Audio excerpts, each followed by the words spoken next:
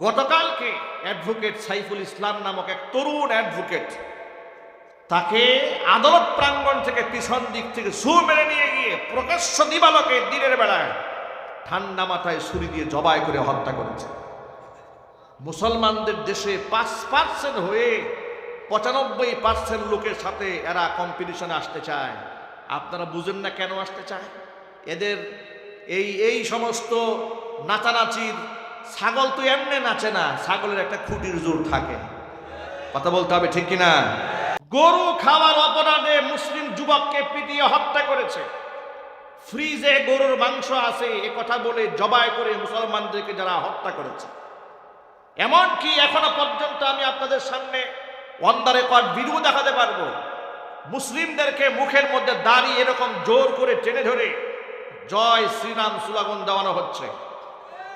এমনকি মুসলিমদেরকে বাড়িঘরে আগুন ধরিয়ে দিয়েছে, মুসলিমদের মসজিদগুলা ভেঙে গুড়িয়ে দিয়েছে। এমন কাজ যার নেতৃত্বে হয় তাকে 90 থেকে 95% মুসলমানের দেশে সুবর্ণ জয়ন্তী অনুষ্ঠানে প্রধান অতিথি করে রাষ্ট্রীয় মেহমান করে লাল গালিচা সংবর্ধনা দেওয়া হবে। এটা পৃথিবীর নিকৃষ্ট কাফেরের কলিজা মানতে পারে, কিন্তু মুসলমানের কলিজা মানতে পারে না। এক স্বৈরাচারীর জুলুম থেকে, শোষণ থেকে, নির্যাতন থেকে, নিপীড়ন থেকে মুক্ত করে স্বাধীন মন প্রাণ নিয়ে কোরআন সুন্নাহর কথা বলার পরিবেশ নিয়ে হাজার হাজার মানুষ একত্রিত হয়ে কোরআন সুন্নাহ থেকে আলোচনা শোনার সুযোগ করে দিয়েছেন। এই জন্য আপনারা খুশি না বেজার? কম না বেশি? উচ্ছ্বসিত কণ্ঠে, খুশি মনে, মন প্রাণ উজাড় করে আল্লাহ পাকের শেখানো ভাষায় শুকরিয়া আদায় করছি। জবান ছেড়ে দিয়ে সকলে একযোগে বলছি আলহামদুলিল্লাহ। রব্বানা লাকাল হামদ হামদান কাসীরা তাইয়িবান মুবারাকান ফীহি। রব্বানা লাকাল হামদু কামা ইয়ানবাগি লিজালালি ওয়াজহিকা ওয়া আযীমি সুলতানিকা। আল্লাহ রাব্বুল আলামিন এই সম্মেলনকে কবুল করুন। অক্লান্ত পরিশ্রম করে এই জান্নাতের বাগান যারা সাজিয়েছেন, দূরদারাজ থেকে শোনার জন্য যারা এসেছেন, আজকের মাহফিলের ওসিলা করে আল্লাহ তাআলা সকলের জিন্দেগির গুনার খাতা মাফ করে দিন। অত্র এলাকার সমস্ত মুর্দেগানের কবরে আযাব আল্লাহ তাআলা কিয়ামত পর্যন্ত বন্ধ করে দিন। কাল হাসরের কঠিন ময়দানে এই আয়োজন আল্লাহ তাআলা আমাদের সকলের নাজাতের জারিয়া হিসেবে কবুল করুন। প্রিয় ভাইরা, নবী করিম সাল্লাল্লাহু আলাইহি ওয়াসাল্লামের চেয়ে উত্তম আখলাকের মানুষ পৃথিবীতে ছিল? বর্তমানে আছে? ভবিষ্যতে হওয়ার কি আদৌ কোনো সম্ভাবনা আছে? আল্লাহর পক্ষ থেকে যে আয়াত রাসূলের উপর নাজিল হয়েছে, আল্লাহর নবী সাল্লাল্লাহু আলাইহি সাল্লাম তার কোনো বিষয় কি উম্মাহ থেকে লুকিয়ে রেখেছেন? না সব প্রকাশ করে দিয়েছেন? সব প্রকাশ করে দিয়েছেন। এমনকি আল্লাহর হাবিব সাল্লাল্লাহু আলাইহি সাল্লাম উম্মাহকে বলেছেন বিদায় হজের ভাষণে, বাল্লিগু আন্নি ওয়ালাউ আয়া, আমার পক্ষ হতে একটি বাণী হলেও তোমরা অন্যত্র পৌঁছে দাও। ফালিয়ুবাল্লিগু শাহিদুল গায়বা, উপস্থিত ব্যক্তি যেন অনুপস্থিত ব্যক্তির কাছে পৌঁছে দেয়। কোরআন মাজিদ আল্লাহ পাক তার রাসূলকে নির্দেশ দিয়েছেন, ইয়া আইয়ুহার রাসূল বাল্লিগ মা উনজিলা ইলাইকা মির রাব্বিক, হে রাসূল আপনার রবের পক্ষ থেকে যা অবতীর্ণ হয় সেটা আপনি মানুষের কাছে পৌঁছে দিন। ওয়া ইল্লাম তাফআল, যদি আপনি এটা পৌঁছে না দেন, ওয়া ইল্লাম তাফআল ফামা বাল্লাগতা রিসালাতাহু, তাহলে আপনি এই রিসালাতের দায়িত্ব পূর্ণ করলেন না। কথাটি কার? সবাই একটু জোরে বলেন। আল্লাহ পাকের। আয়াত যখন নাজিল হতো, নবী করিম সাল্লাল্লাহু আলাইহি ওয়াসাল্লাম কোরআনের সমস্ত বিধিবিধান গোটা বিশ্ব পরিমণ্ডলে ছড়িয়ে দিয়েছেন। কোনো কিছু নিজের মধ্যে লুকিয়ে রাখেননি। কিছু আহকামাত এরকম ছিল, কিছু বিধিবিধান এমন ছিল যে বিধিবিধানের কথা বললে সমাজের অনেক মানুষ তার শত্রু হয়ে যাবে। এই কথা চিন্তা করে তিনি কি করেছিলেন? বিধিবিধানগুলো লুকায় রাখতেন নাকি? একটু জোরে বলেন আপনারা। এর মানে হচ্ছে আল্লাহ পাক তার রাসূলকে বললেন, ওয়াল্লাহু ইয়াসিমুকা মিনান নাস, হে রাসূল আপনার উপর যা অবতীর্ণ হয়েছে এটা আপনি অবলীলায় মানুষের মাঝে বিতরণ করে দেন। এটা বিতরণ করার পরে সমাজে যে মানুষ আপনার শত্রু হবে এটা নিয়ে আপনার ঘাবড়াবার কোনো দরকার নাই, আপনাকে রক্ষা করব আমি আল্লাহ নিজে। একটু জোরে বলতে হবে আল্লাহু আকবার।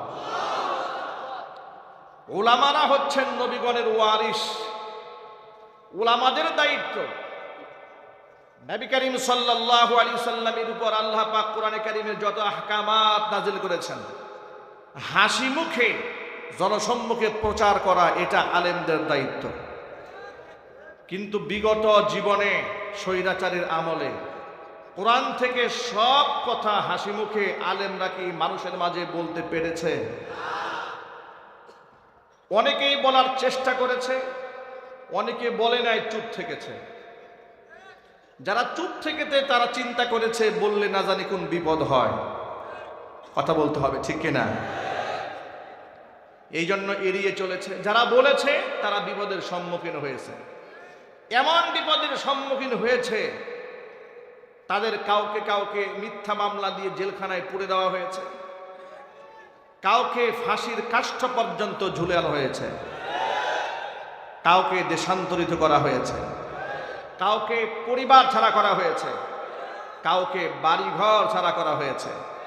তকমা দেওয়া হয়েছে মৌলবাদ, তকমা দেওয়া হয়েছে জঙ্গিবাদ, তকমা দেওয়া হয়েছে উগ্রবাদ, তকমা দেওয়া হয়েছে রাজাকার, তকমা দেওয়া হয়েছে আল বদর আল শামস।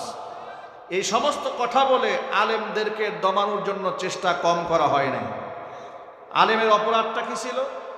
আলেমরা মানুষের সামনে এ কথা বুঝাবার চেষ্টা করেছে যে কথা আল্লাহ বলেছেন, শুধু আল্লাহর কথাটা মানুষের সামনে তারা নকল করেছে। আল্লাহ পাকের বক্তব্য কি?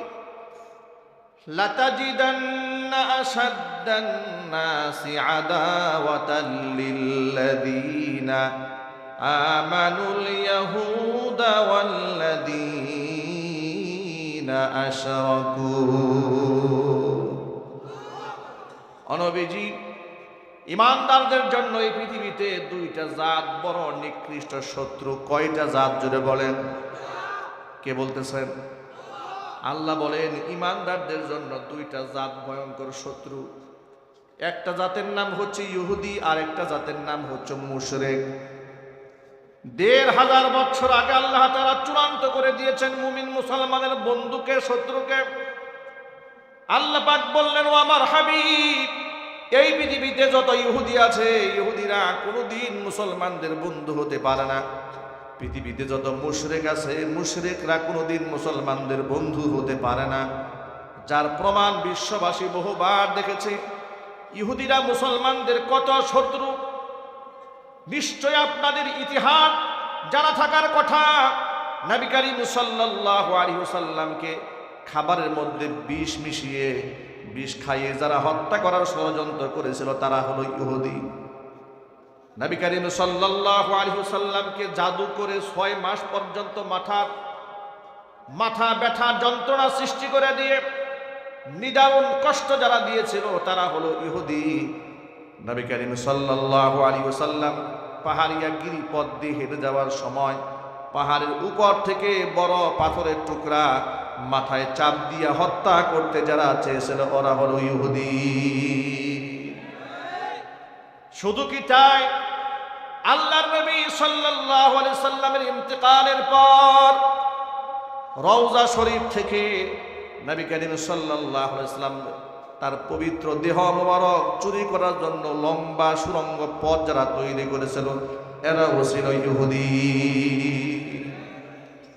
গোটা পৃথিবীর মধ্যে নৃশংস মানবতা বিধ্বংসী পাশবিক নির্যাতন বর্তমানে ফিলিস্তিনের মাটিতে, গাজার মাটিতে যারা পরিচালনা করছে তারা হচ্ছে এই দুনিয়ার মধ্যে নিকৃষ্ট মানুষ, তারা হলো ইহুদি। তারা কারা? যদি বলুন তারা কারা? আমি কয়েকটা উপমা আপনাদের সামনে উপস্থাপন করেছি এ কথা বোঝাবার জন্য যে এরা মুসলমানদের বন্ধু না শত্রু। আবার একটু জোরে বলেন না ভাই, বন্ধু না শত্রু? আল্লাহ যাদের শত্রু বলেছেন আমরা কি কোনোদিন তাদেরকে বন্ধু ভাবতে পারি? এই সুযোগ কি আছে? এমনকি আল্লাহ তাআলা এই কোরআনের সূরা বাকারায় স্পষ্ট ঘোষণা করেছেন, হে রাসূল, ইহুদি নাসারাদের সাথে যত উত্তম আচরণ আপনি করেন না কেন, কোনোদিন এদের মন আপনি জয় করতে পারবেন না। ওয়ালান তারদা আনকাল ইয়াহুদু ওয়ালান নাসারা হাত্তা তাত্তাবিআ মিল্লাতাহুম। ইহুদি আর নাসারা কোনোদিন আপনার প্রতি সন্তুষ্ট হবে না যতক্ষণ না পর্যন্ত আপনি নিজের ধর্ম ত্যাগ করে ওদের ধর্মের অনুসরণ না করবেন। বক্তব্যকার এবার ইহুদি পর্ব কিছুক্ষণের জন্য রাখেন। মুশরিকরা মুসলমানদের চরম শত্রু, এই কথাটা কতবার আল্লাহ তাআলা কোরআনে উল্লেখ করেছেন, বারবার বলেছেন, লা তাত্তাখিযু আদুব্বি ওয়া আদুওয়াকুম আউলিয়া। তোমরা কখনো আমার শত্রু যারা, তোমাদের শত্রু যারা বেঈমান, এদেরকে বন্ধুরূপে গ্রহণ করো না। হুকুম দিয়েছেন কে? কিন্তু আমরা এই দেশের মাটিতে কাজটা করেছি কি দেখেন, লক্ষ্য করেন। এই দেশের স্বৈরাচারীর আমলে মুসলমানদেরকে তারা শত্রু ভেবেছে, আর মুশরিক কাফের বেঈমানদেরকে তারা বন্ধু বানিয়ে নিয়েছিল। তাদের কাছে শত্রু ছিল মামুনুল হক, জুনায়েদ বাবুনগরী, আহমদ শফি। তাদের কাছে শত্রু ছিল রফিকুল ইসলাম মাদানী, আর বন্ধু ছিল নরেন্দ্র মোদী, বন্ধু ছিল শাহরিয়ার কবির, বন্ধু ছিল হাসানুল হক ইনু, বন্ধু ছিল রাশেদ খান মেনন, বন্ধু ছিল শামসুর রহমান, বন্ধু ছিল সাবেক বিচারপতি কালাম মালিক। ঠিক কিনা বলেন? আল্লাহ এদেরকে বলেছে এরা মুসলমানের শত্রু। এরা যে মুসলমানের শত্রু এটা তো ব্যাখ্যা করা আর কোনো দরকার আপনাদের সামনে পড়ার কথা নয়, কারণ বিগত বছরগুলোতে বন্ধুত্বের কোন কাজটা ওরা আমাদেরকে উপহার দিয়েছে। অথচ মুসলমানের সন্তানেরা বলেছে ভারতের আমাদের স্বামী স্ত্রীর সম্পর্ক, আমাদের উন্নয়ন ভারতের উন্নয়ন, ভারতের উন্নয়ন আমাদের উন্নয়ন। এ কথা বলে বলে তারা ভারতের দাসত্ব করেছে, গোলামি করেছে। ভারতের রাম বা মুশরিকদেরকে খুশি করার জন্য অসংখ্য আলেমদেরকে মিথ্যা মামলা দিয়ে 2021 সালে 2600 আলেমের নামে মামলা দিয়ে কারাগারে ঢুকিয়ে দিয়েছে। অপরাধ ছিল নরেন্দ্র মোদীকে বাংলাদেশে এনে লাল গালিচা সংবর্ধনা দেওয়া হবে, এটা আলেমরা বিরোধিতা করেছে। আলেমরা কেন বিরোধিতা করলো? এটা কোরআনে আছে, বিরোধিতা করতেই হবে। কারণ কোন মুশরিকদের সাথে, বিশেষ করে যারা ইসলামের দুশমন, এদের ব্যাপারে মুসলমানরা থাকবে বজ্র কঠিন। কোরআন বলেছে আশিদ্দাউ আলাল কুফারি রুহামাউ বাইনাহুম, মুসলমান একে অপরের জন্য জীবন দিয়ে ফেলবে। কিন্তু যে সমস্ত কুখ্যাত কাফের, গুজরাটের খসাই খনি, নরেন্দ্র মোদী, যারা 500 বছরের পুরাতন ঐতিহ্যের মসজিদ বাবরি মসজিদকে ভেঙে দিয়ে রাম মন্দির নির্মাণ করেছে, তাদের সাথে মুসলমানদের কোনোদিন হৃদয়ের সম্পর্ক থাকতে পারে না। গরু খাওয়ার অপরাধে মুসলিম যুবককে পিটিয়ে হত্যা করেছে। ফ্রিজে গরুর মাংস আছে এ কথা বলে জবাই করে মুসলমানদেরকে যারা হত্যা করেছে। এমনকি এখনো পর্যন্ত আমি আপনাদের সামনে অন দ্য রেকর্ড ভিডিও দেখাতে পারবো, মুসলিমদেরকে মুখের মধ্যে দাড়ি এরকম জোর করে টেনে ধরে জয় শ্রীরাম স্লোগান দেওয়ানো হচ্ছে। এমনকি মুসলিমদেরকে বাড়িঘরে আগুন ধরিয়ে দিয়েছে, মুসলিমদের মসজিদগুলা ভেঙে গুড়িয়ে দিয়েছে। এমন কাজ যার নেতৃত্বে হয় তাকে 90 থেকে 95% মুসলমানের দেশে সুবর্ণ জয়ন্তী অনুষ্ঠানে প্রধান অতিথি করে, রাষ্ট্রীয় মেহমান করে লাল গালিচা সংবর্ধনা দেওয়া হবে। এটা পৃথিবীর নিকৃষ্ট কাফেরের কলিজা মানতে পারে, কিন্তু মুসলমানের কলিজা মানতে পারে না। আলেমরা বিরুদ্ধাচরণ করেছে। কেন বিরুদ্ধাচরণ করেছে তারও একটা ব্যাপার কোরআনে আছে। আল্লাহ রাব্বুল আলামিন সূরা মুজাদালার একেবারে সর্বশেষ আয়াত 28 নম্বর পারার হিফজ কোরআন কারীমের 4 নম্বর পৃষ্ঠার মধ্যে আল্লাহ বলেন, লা তাজিদু কওমান ইউমিনুনা বিল্লাহি ওয়াল ইয়াউমিল আখির ইউয়াদ্দুনা মান হাদ্দাল্লাহা ওয়া রাসূলাহু ওয়ালাউ কানু আবাআহুম আও আবনাআহুম আও ইখওয়ানাহুম আও আশীরাতাহুম উলাইকা কাতাবা ফি কুলুবিহিমুল ঈমান।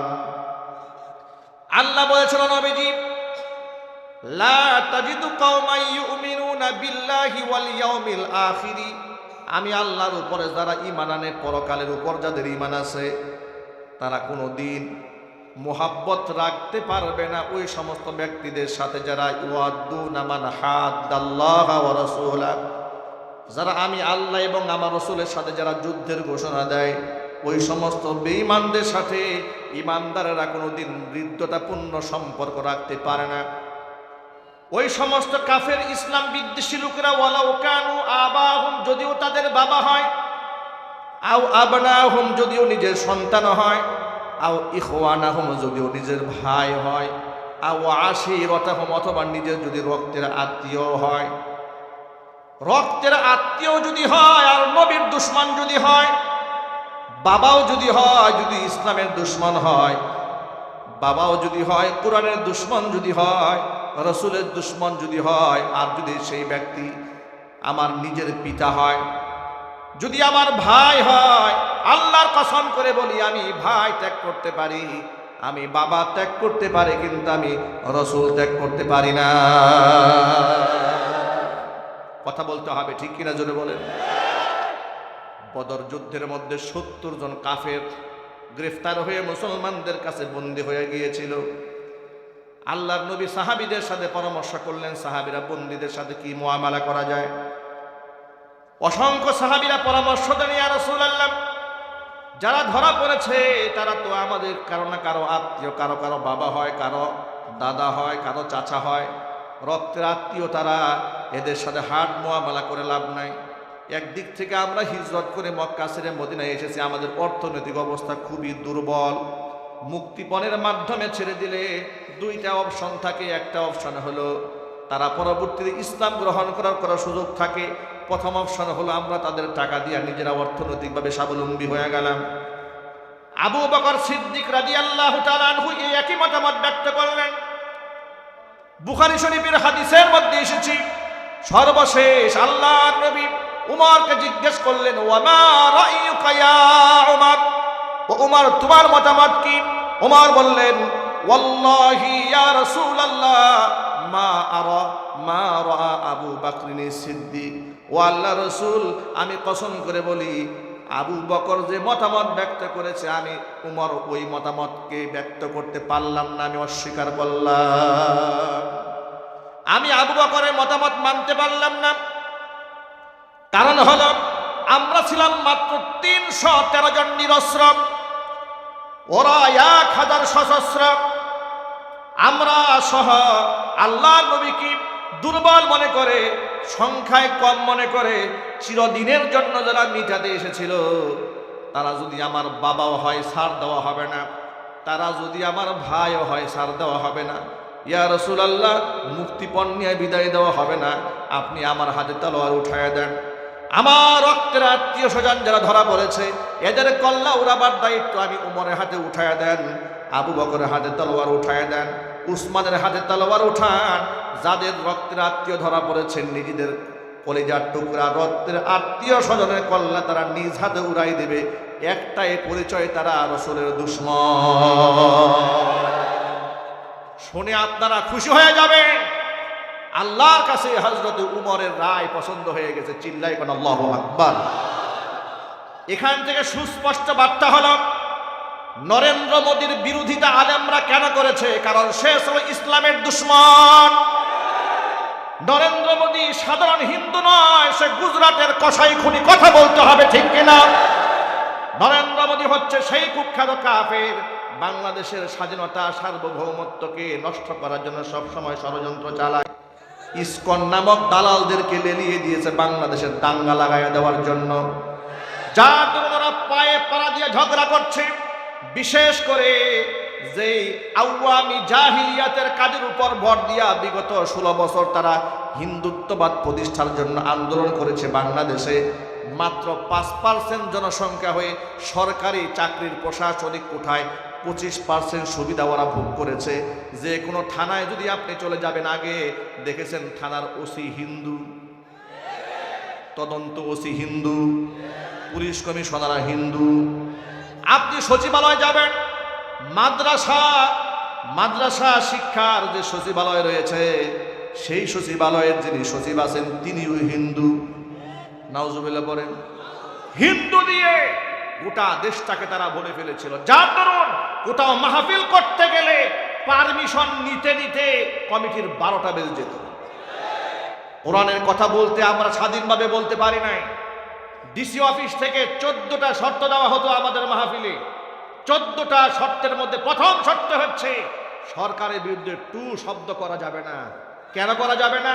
সরকার প্রতিনিয়ত ইসলাম বিরোধী কর্মকাণ্ড করেছে, আমরা কথা বলবো না তো বলবে কে? কোরআন তো বলেছে প্রতিবাদ করতে হবে। যে আলেম প্রতিবাদ করবে না, কিয়ামতের দিন আল্লাহর আদালতে আসামি হয়ে যেতে হবে। কথা বলতে হবে, ঠিক কিনা বলে? যুবক ভাইরা আমার, তাহলে ওই সমস্ত কুখ্যাত কাফের যারা এই দেশের স্বাধীনতা নিয়ে চক্রান্ত করে, মুসলমান নিধনের চক্রান্ত করে, এত শান্তি সুখের সন্ধানে দেশের মধ্যে থাকার পরেও এই দেশের প্রতি তাদের কোনো মহাব্বত নাই, ভালোবাসা নাই। রাষ্ট্র স্বাধীন হওয়ার পর থেকে ওর চক্রান্ত মাথাচাড়া দিয়ে দাঁড়িয়েছে। ইসকনের সদস্যরা, আমি আজকে ভর মজলিসে অন্তর্বর্তীকালীন সরকারকে বলছি, ইসকনের প্রভু যে ইসকনের প্রধান গুরু যাকে গ্রেফতার করা হয়েছে, চিন্ময় কৃষ্ণ দাস, এই চিন্ময় কৃষ্ণ দাসের ব্যাকগ্রাউন্ডটা আমরা দেখেছি, অনলাইন সোশ্যাল মিডিয়ার বদৌলতে দেখেছি। এই লোকটার চরিত্রের মারাত্মক ঘাটতি রয়েছে। অসংখ্য শিশু বলাৎকারের সাথে সে জড়িত। কথা বলে না কেন? শুধু কি তাই, হিন্দু মুসলিম দাঙ্গা লাগিয়ে দেওয়ার জন্য যে উস্কানিমূলক প্রতিনিয়ত কথা সে বলেছে, এমনকি কোমলমতি শিশু বাচ্চাদেরকে স্কুলে পূজার প্রসাদ খাইয়ে শিশু বাচ্চাদেরকে রাম রাম জয় শ্রীরাম স্লোগান দিয়েছে। জোরে কর নাউজুবিল্লাহ। এগুলা করেই ওরা ক্ষান্ত হয় নাই, ওরা এই দেশের আলেমদেরকে টার্গেটে পরিণত করেছে। গতকালকে অ্যাডভোকেট সাইফুল ইসলাম নামক এক তরুণ অ্যাডভোকেট, তাকে আদালত প্রাঙ্গণ থেকে পিছন দিক থেকে ছু মেরে নিয়ে গিয়ে প্রকাশ্য দিবালোকে দিনের বেলায় ঠান্ডা মাথায় ছুরি দিয়ে জবাই করে হত্যা করেছে। মুসলমানদের দেশে 5% হয়ে 95% লোকের সাথে এরা কম্পিটিশনে আসতে চায়। আপনারা বুঝেন না কেন আসতে চায়? এদের এই সমস্ত নাচানাচির, ছাগল তো এমনি নাচে না, ছাগলের একটা খুঁটির জোর থাকে। কথা বলতে হবে, ঠিক কিনা? ওরা মনে করে ভারতের প্রভুরা আমাদেরকে রক্ষা করবে। আমরা এই চিন্ময় কৃষ্ণ দাসের অনুসারী তাদেরকে বলবো, ভারতের প্রভুরা তোমাদের মা স্বৈরাচারী হাসিনাকে রক্ষা করতে পারে নাই। স্বৈরাচারী হাসিনাকে ওরা রক্ষা করতে পারে নাই। ব্যর্থতার মালা নিয়ে, জুতার মালা নিয়ে দেশ থেকে পালিয়ে যেতে বাধ্য হয়েছে। ইসকনের সদস্যরা যদি মনে করো তোমাদের প্রভুরা তোমাদের রক্ষা করবে, তোমরা বুকার স্বর্গে বসবাস করছো। মুসলমানদের রক্ত নিয়ে আমি ছিনিমিনি খেলো না। মুসলমানের রক্ত যারা একবার পান করেছে ধ্বংস অনিবার্য হয়েছে। তোমাদেরকে বাংলার জমিন থেকে নিশ্চিহ্ন করে দেওয়ার জন্য মুসলমানরা প্রস্তুত হয়ে আছে। রাজিয়া শরীফের দুহাত দেখতে চায়।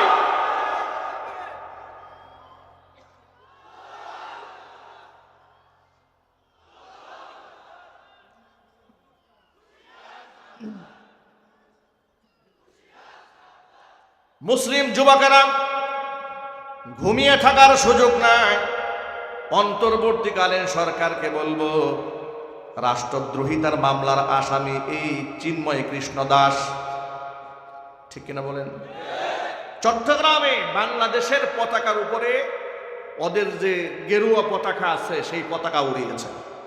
একটি স্বাধীন রাষ্ট্রে দেশের পতাকার উপরে ওরা গেরুয়া পতাকা উড়িয়ে ওরা এই দেশের মধ্যে দেশদ্রোহিতা করেছে। সেই দেশদ্রোহিতার মামলায় গ্রেফতারকৃত আসামিকে দেখলাম আদালত প্রাঙ্গণে যখন প্রিজন ভ্যান থেকে আনা হচ্ছে, হাতের মধ্যে কোনো হ্যান্ডকাপ নাই, পায়ের মধ্যে কোনো ডান্ডা বেরি নাই, অথচ একটা রাষ্ট্রের জন্য সবচেয়ে ভয়ঙ্কর দুশ্মন হচ্ছে রাষ্ট্রদ্রোহিতা। কথা বলতে হবে, ঠিক কিনা?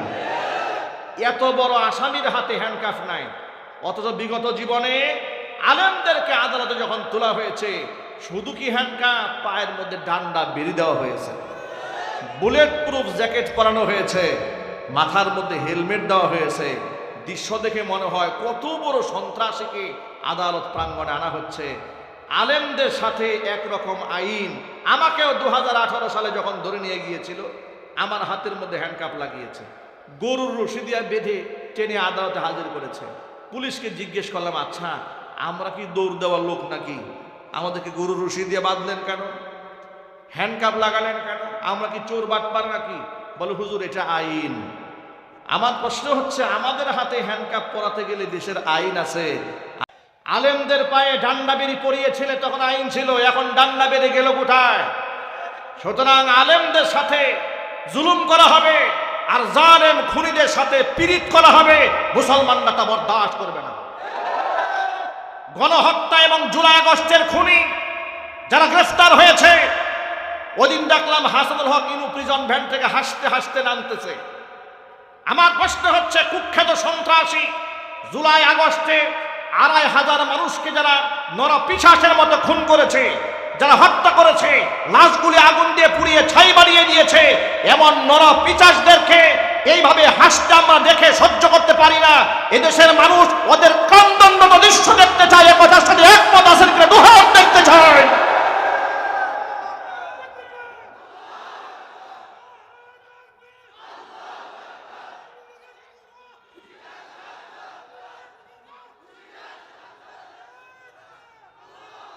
মনে রাখবেন, দেশের দুশ্মন যারা, ইসলামের দুশ্মন যারা, তাদের সাথে কোনো আপোষ চলবে না। ঠিক কিনা বলেন? এ কথা কোরআনে আছে না নাই? আমি বলি নাই, আল্লাহ বলেছেন, লা তাজিদু কওমান ইউমিনুনা বিল্লাহি ওয়াল ইয়াউমিল আখির ইওয়াদুনা মান হাদ্দাল্লাহ ওয়া রাসূলা। আমি আল্লাহ এবং আমার রাসূলের সাথে যাদের দুশ্মনী থাকে, তারা কোনোদিন এদের সাথে কোনো সুসম্পর্ক রাখতে পারে না। দৈনিক প্রথম আলো পত্রিকা এবং ডেইলি স্টার, এই সমস্ত পত্রিকাগুলা এদেশের স্বাধীনতার দুশ্মন। ভারতের 5 আনা গোলাম। কথা বলতে হবে, ঠিক কিনা জোরে বলেন। জনাব মির্জা ফখরুল ইসলাম আলমগীর সাহেব দেখলাম দুঃখ প্রকাশ করে বলেছেন যে সংবাদ প্রকাশের স্বাধীনতার পক্ষে আমরা, প্রথম আলোর উপরে আক্রমণের তীব্র নিন্দা জানাচ্ছি। ওনারা হঠাৎ করে স্বৈরাচারীকে যারা তৈরি করলো, সেই প্রথম আলোর প্রতি এত পীড়িত জাগলো কেন? কথা বলতে হবে, ঠিক কিনা জোরে বলেন। সারা বাংলাদেশে আলেমদেরকে জঙ্গি তকমা দিয়ে যারা মানুষের কাছে প্রচার করেছে, সেই ডেইলি স্টার এবং প্রথম আলো পত্রিকার প্রতি ওনার এত সহানুভূতি কোন জায়গা থেকে আসে? ও ভারতের সহানুভূতি নেই, একটু ক্ষমতায় যাওয়ার স্বাদ জেগেছে। এদেশের মানুষ কোনো ধান্দাবাজকে আগামীতে সাপোর্ট দেবে না। যদি আগামীতে ক্ষমতায় কাউকে আসতে হয়, কোরআনকে সম্মান করে আসতে হবে। কথা বলো মুসলমান, ঠিক কিনা? আলেমদের সাথে দুশ্মনী করে, ইসলামের চেতনা বিরোধী কোনো ব্যক্তিদের সাথে আঘাত করে, এই মাটিতে আমরা কাউকে ক্ষমতার বসতে বসতে দেব না। কথা বলতে হবে, ঠিক কিনা জোরে বলেন। দৈনিক ডেইলি স্টারের পক্ষে সাফাই গাইলেন, এরপরে আপনি প্রথম আলোর পক্ষে সাফাই গাইলেন, ইস্কনের বিরুদ্ধে আপনি চুপ কেন? কথা বলেন না কেন? ইস্কনের যে সাইফুল ইসলামকে জবাই করেছে, আপনি নীরব কেন? দাদা বাবুরা নারাজ হয়ে যাবে, ওই চিন্তায় আপনি নীরবতা পালন করছেন। আপনি যতই নীরব থাকেন, আপনাদের ওই ধরনের রাজনৈতিক ধান্দাবাজি আমরা বুঝে ফেলেছি। আপনাদেরকে স্পষ্ট বার্তা জানিয়ে দেই, এদেশে আওয়ামী জাহিলিয়াতকে এদেশের সাধারণ মুসলমানরা মোকাবেলা করেছে, ছাত্ররা মোকাবেলা করেছে, কারণ তারা ভারতের দাবিদারি করেছে। সামনেও যারা কাফেরদের দাবিদারি করবে, তাদেরকে মুসলমানরা জুতা পিটা করে ছাড়বে। জুড়ে বলতে হবে, ঠিক কিনা? মুসলমানেরা এক হয়ে যেতে হবে। সামনের বাংলাদেশ হবে কোরআনের বাংলাদেশ। আলেম ওলামারা ইতিমধ্যে এক হয়ে যাচ্ছে। গত কয়েকদিন আগে আপনারা নিশ্চয়ই দেখেছেন, আল্লামা মাহমুদুল হক হাফিজাহুল্লাহ এবং নায়েবে আমিরুল মুজাহিদিন সহ চরমনাই পিসা হুজুররা একসাথে বসে পড়েছে। তারা আশার বাণী জাতিকে শুনিয়েছে যে আমরা ইনশাল্লাহ এক হয়ে যাচ্ছি, আপনারা প্রস্তুত হন। আচ্ছা, আমি আপনাদের জানতে চাচ্ছি, যদি আলেমরা এক হয়ে যায়, আলেমদের সাথে আপনারা থাকতে রাজি আছেন? কারা কারা রাজি আছেন দুহাত দেখতে চাই।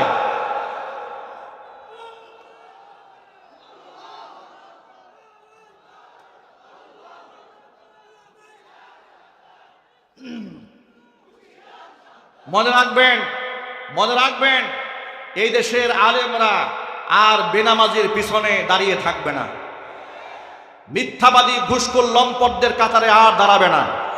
তারা এখন সৎ নেতৃত্ব চাচ্ছে, সৎ ব্যক্তিদেরকে সামনে আনতে চাচ্ছে, এমনকি এই দেশে কোরআনে কারিমের আহকামাত বাস্তবায়ন দেখতে চাচ্ছেন।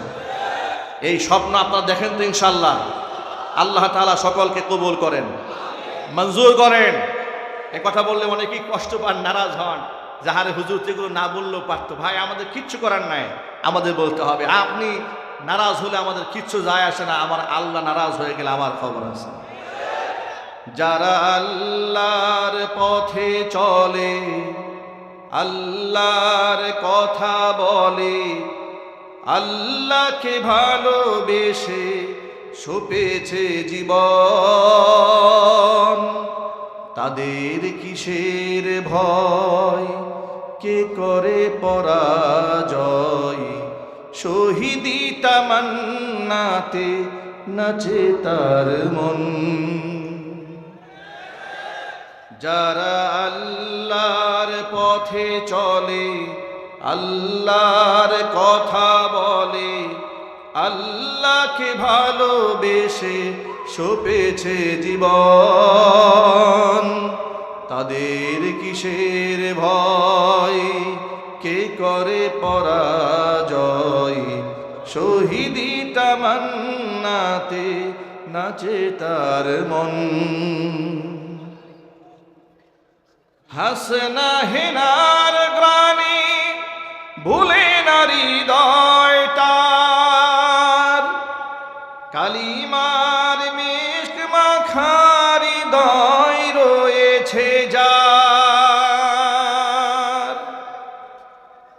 হাসনা হেনার গ্রামে ভুলে না হৃদয় তার, কালিমার মিষ্ক মাখা হৃদয় রয়েছে যার।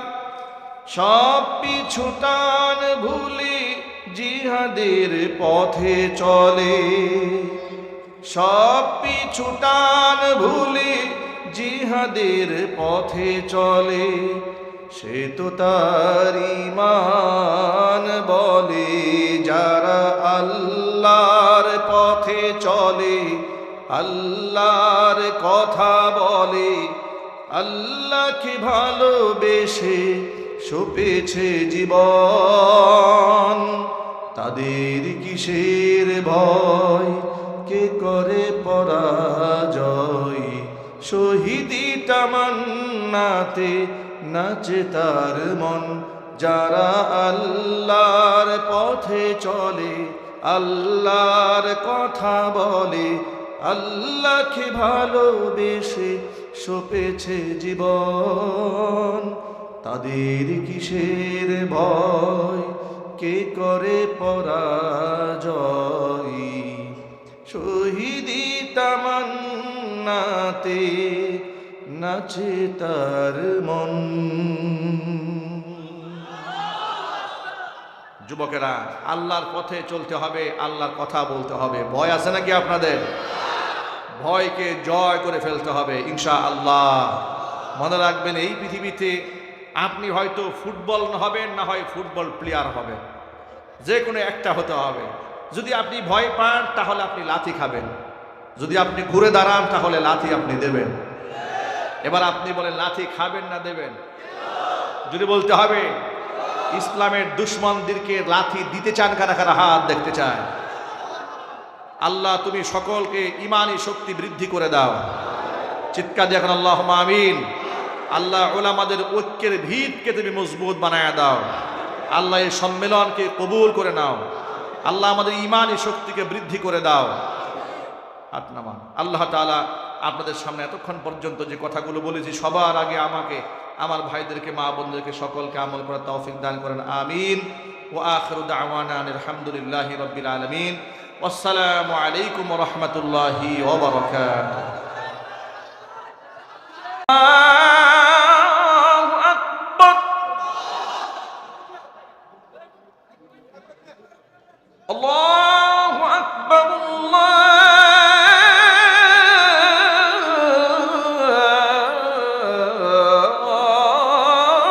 আল্লাহু আকবার।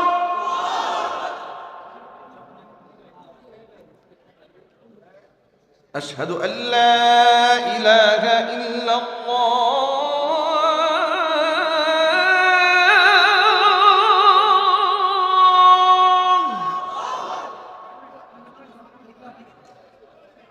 أشهد أن لا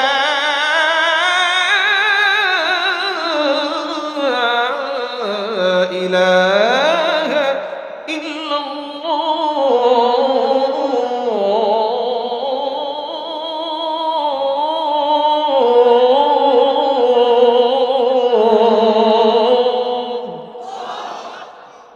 আজানের ধ্বনিটি মারহুম কারি উবাইদুল্লাহ রহমাতুল্লাহি আলাইহির কণ্ঠে।